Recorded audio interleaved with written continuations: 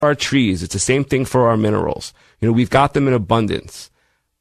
It may be time to start exploiting them and understanding how to exploit them in an environmentally friendly way. We've got an amazing electrical system.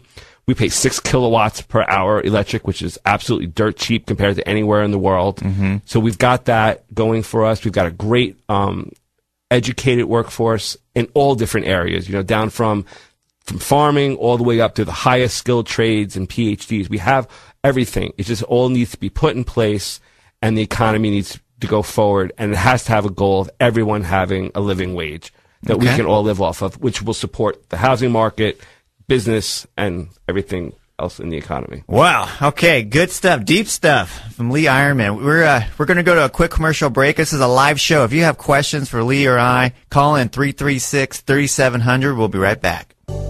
This is the Recession Smackdown with Mike Turner, local business owner and broker of Turner Real Estate Group on News Talk 670 KBOI. Okay, we're back. This is the Recession Smackdown, and I'm here with Lee Eyerman, and we're discussing the economy, local and abroad, and we're discussing, Lee's got some thoughts and some wisdom that, about how to maybe climb out of here. We haven't really get into it. We've kind of pointed out a lot of the problems that exist. We sure have. And we were discussing how one of the main things we need to do right now is to, work on helping the living wage get up for folks. And there's that's a whole topic we need to get to. But before we jump into answering that question, we got a couple of callers I want to get to that have been on hold for a while. So let's jump to that. Tony and Boise. What's going on, Tony?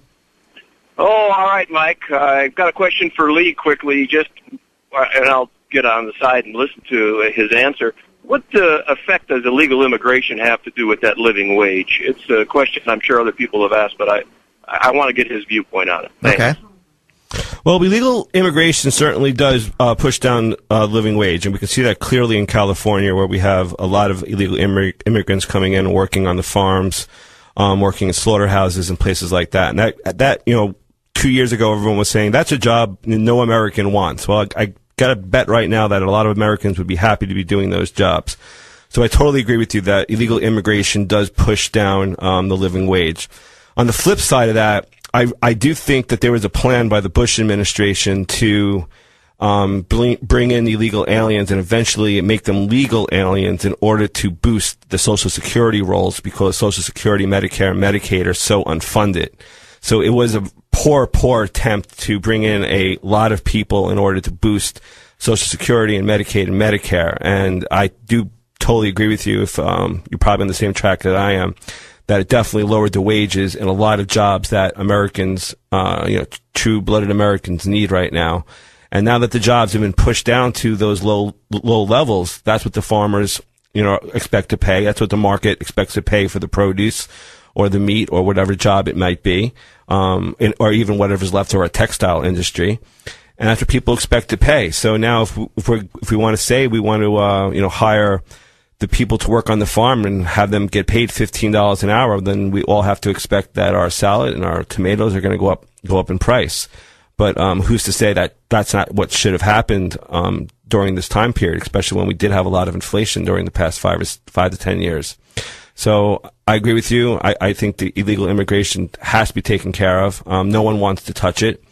And I think one of the reasons is it does bring in money. And right now, a lot of illegal immigrants give a fake Social Security number. So they pay into the Social Security system, and we never have to pay out on it because the money is never asked for, because they just want their paycheck. Interesting. So it's really a way for the government to get money, and at the same time, you're absolutely right. It has definitely decreased the living wage for Americans, especially Americans living in the Southwest, even in New York. In the janitorial areas like that, there's a lot of immigrants from Guatemala in New York right now, and other areas that definitely depressed the living wage. Wow. Okay. Well, that was an interesting question. Let's jump to another one. Max. Max in Boise, what are you doing? Hey, good morning. Mike, I have to say your guest is very informative for a young man, it sounds like. Topic of the day, I think failure of the IRA theory, that experiment, or 401 theory. We are now 29 years into the program. It was enacted in 1981. Mm-hmm. I'm 58-year-old baby boomer. I did a very unscientific survey, just querying friends and all, about 250 people. Only 2 out of 250 people had enough money in an IRA that they could retire under 65 without any state, federal, or any kind of a pension or corporate pension. Just doing it on your own. Mm-hmm. And I didn't surprise me, because who has, at my age now, if I take a 4% drawdown, I'd need $1 million in an IRA to make $40,000 a year and manage that actively. I couldn't agree with you more. I think one of the biggest problems this country faces right now is the 401k, IRA, and pension crisis. People in Boise may or may not know this, but Percy, which is the state retirement account, is actually 25% underfunded. So as of last year, it was 13% overfunded, and as of this year, it's 25% underfunded, and they've just raised the contribution levels of all state employees and any kind of matching that the state might do to the system. And there was actually an Obama administration plan or proposal to actually take over the 401ks, IRAs, and pension plans, because they don't know whether or not these plans will ever be able to recoup the money they lost. In California alone, they're basically bankrupt. Their Caliper system, which is their retirement system, it's almost impossible for them to ever repay the money needed that was promised to all of these retirees. And I've made jokes at school saying, can you fire me this summer so I can get my money out of Percy, because I don't know if it's going to be there when I decide to retire.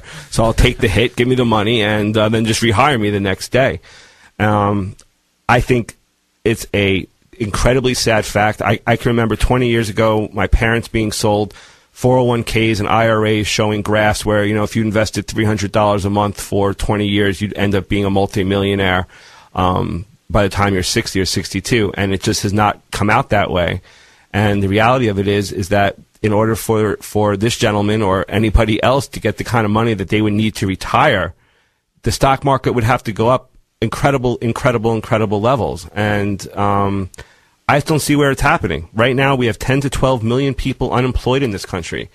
I want to see the jobs program that's going to get that, half of those people employed. Tell me how that's going to happen. And I don't see it happening. And that's why I think it's so important that Idaho leads part of this recovery, and we do have the methods of doing it. But the call, Max, is absolutely right. The 401k, IRA, and pension plans have been absolutely devastated. And not only have been devastated, I feel like a lot of them have been lying to their clients. I think they've been, sending false information, telling them things will be all right, wait it out. Things are going to get better. Look into your investments, look into your IRA, and ask yourself, are these things going to get right? Turn around. Do you really think this company is going to make it? I've seen a lot of people's IRAs, and I've looked at companies and I said, you're crazy to be in this IRA. Try to get into a self-directed one. Mm-hmm. But to a lot of people, it's a really rough situation where they're going to be depending upon this IRA to retire or 401k or pension to retire, and it just might not be there. And I think that's going to be a reality a lot of people are going to face, and it's a scary, scary reality. And if you're 58, it's a devastating, scary reality. Especially if you don't have any kind of income that can support you. It's an absolutely devastating situation. And I guess the Obama administration is trying to address it, but I don't like their plan at all. They want to take over all the 401ks, IRAs, and pension plans and turn them into some kind of annuity where you would just get paid every month. And I don't trust the government. I think the 5 scariest words are... If I can break in, is that an option, or is that just a mandate that they're going to take over? Well, they said there's going to be a mandate. They're just going to come over and take over every single one of them. Now, my big fear is they come over and take over all the 401ks, IRAs, and pension plans and take that money and use it in the short term to pay off all this debt that we are accumulating through war. So they use that money, they give us treasury bonds, which are supposed to be AAA, which, more and more people are starting to make fun of them as not worth the paper they're printed on. And in a way, I tell Mike, I tease Mike all the time. You young people have to get. I'm saying if you're born after 1980, you better get involved here politically. No one talks about the $16 billion a month to Iraq and Afghanistan. We're over $1 trillion. We've been there 8 years. Oh, no, and it's kept off books. Yeah, you know? yeah, but nobody talks about it. I mean, I don't know. You usually watch the Fox News.